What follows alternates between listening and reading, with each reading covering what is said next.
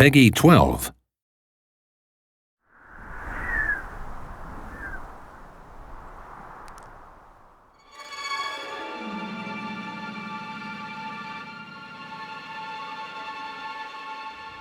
Donc dans le jeu Soldat Inconnu, on a voulu rester authentique, en tout cas le plus proche possible de ce qu'ont pu être les sons de la Première Guerre mondiale.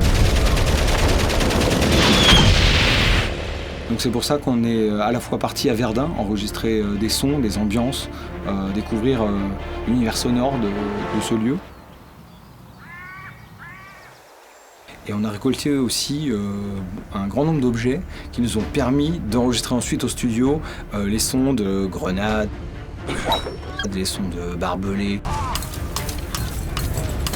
Et on a bénéficié de l'apport d'Apocalypse en recevant des bandes son dont certaines sont vraiment d'époque. Alors pour le personnage de Walt, il se trouve que je possède un chien qui s'appelle Kali. C'est un petit charpé très expressif. Donc on est parti avec l'équipe audio en campagne, l'enregistrer et en quelques heures on avait tout ce qu'il nous fallait dans la boîte.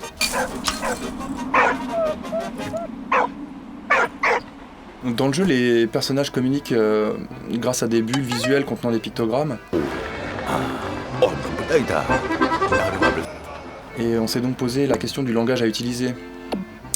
En fait, en simplifiant ce langage à un simple mélange de charabia et de mots d'argot, on s'est rendu compte que c'était une bonne manière d'exprimer de façon universelle l'aspect tragicomique du jeu. Vive la France! Passe pas! Pour coller à toutes les situations rencontrées dans le jeu, on avait besoin d'un matériel musical plus étendu. On avait besoin de musique du monde. On avait besoin de musique d'époque.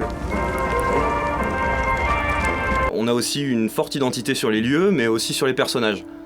Par exemple, Freddy est très souvent accompagné de grosses musiques symphoniques très épiques et de roulements de caisse claire pour ses actions, alors que la délicatesse et le côté féminin d'Anna s'expriment dans le jeu à travers des petites ponctuations de violon et des choses un peu plus légères. C'est un contraste assez intéressant.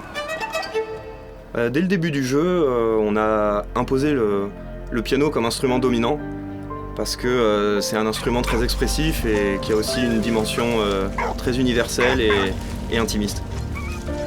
Finalement, il a fallu des heures d'abord de recherche, mais aussi de montage, d'édition et de transformation pour calibrer tout ce contenu avec autant de minutie que possible dans le jeu, afin de garantir d'abord l'homogénéité de la bande sonore, mais aussi et surtout pour pouvoir faire vibrer le joueur au bon moment.